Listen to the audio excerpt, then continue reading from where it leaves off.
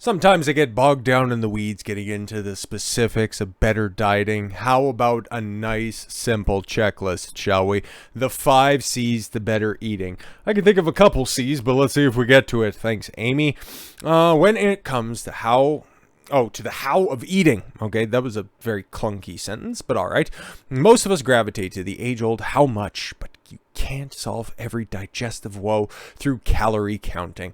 There must be more to consider when it comes to how much we should eat than simple volume, and these other factors can facilitate gut healing, prevent digestive distress, and promote overall wellness. In fact, eating behaviors rather than the actual food can often be the culprit behind a plethora of gut problems. Rather than make radical dietary changes, some experts say you are better off evaluating how you eat and making changes there, rather than exclusively honing in on what you eat. But yeah, as somebody who's done a fair amount of research into dietary needs and, put most of it out there on the internet as well, you can't discredit the fact that it's just a simple calories in, calories out equation when it comes to putting on and also losing weight as well. So that's important. Don't just put that off to the side there for a second just because one article tells you it actually doesn't matter what you eat, it's how you eat it.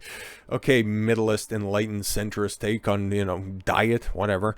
A lot of it is psychological, said Sanjan Patel. Yes, if I think I've eaten, weird, a functional medical or medicine practitioner. Oh boy, we're about to get woo-woo magical thinking. We want people to feel good about what they eat. Just eat good, then you'll feel good about it. Patel and others are on a mission to get back to the basics with food and what he calls the lost art of learning how to take care of yourselves. Oh boy, this is going to go in a completely different direction, and I'm totally here for it. It's never too late to adjust your habits, and examining just a few choices around eating habits has proven effective. Patel is a frequent speaker and podcast guest. Of course he is. Spreading the messages of the 5 C's of eating well. Great. Which mostly encourages maximizing the nervous system's role in digestion. Those 5 C's are, oh my god, they're going to give it up already. Choose, chew, chill, cherish, and check. Rather than inviting in a 6th C, chaos. I get it. And fear to the dinner table. Patel encourages tips, he said, are common sense physiology. Let's see how common sense it is, okay? We can choose. Besides choosing the right food, we can choose to maximize our health by choosing what we eat, how we eat, and who we eat with. Okay, let's say I'll answer this for myself. When we eat, when I'm done working for the day, how we eat from a bowl with a fork. Weird, you'd ask me. Okay, and who we eat with. Myself, because I'm my best company. Anyways, Patel says that it's best to stop eating 2 or 3 hours before bedtime. I concur with that.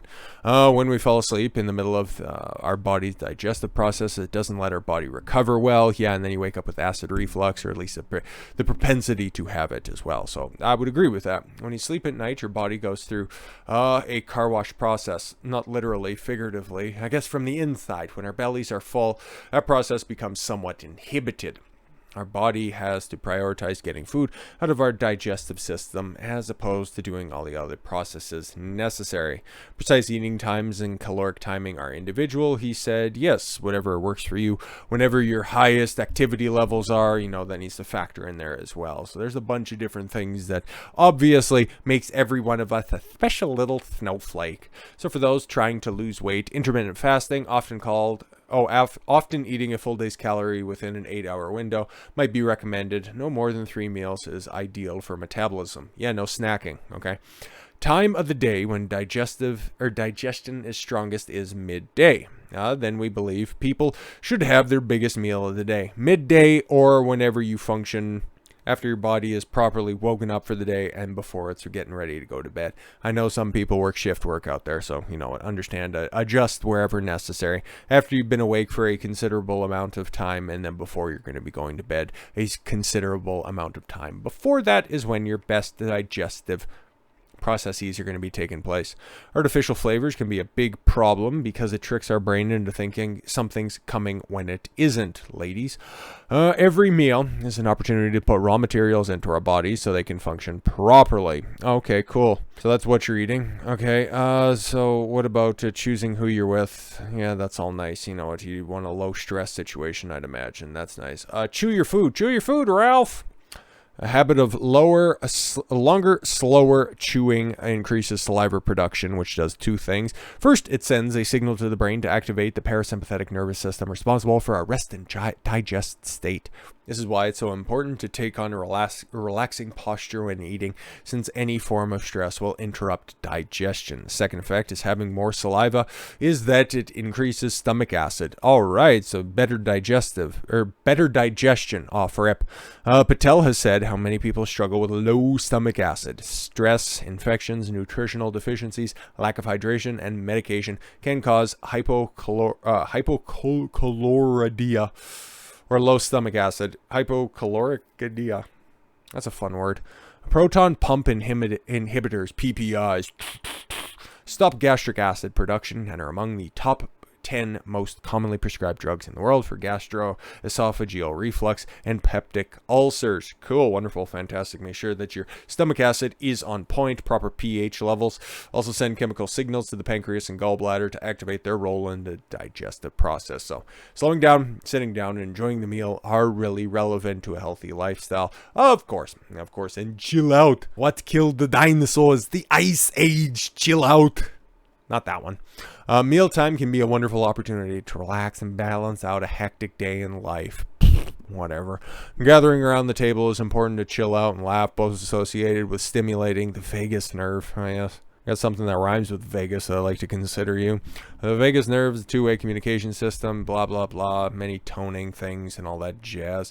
It's a good way to calm down. Patel advises taking a few deep breaths, getting in a good belly laugh for connecting with loved ones.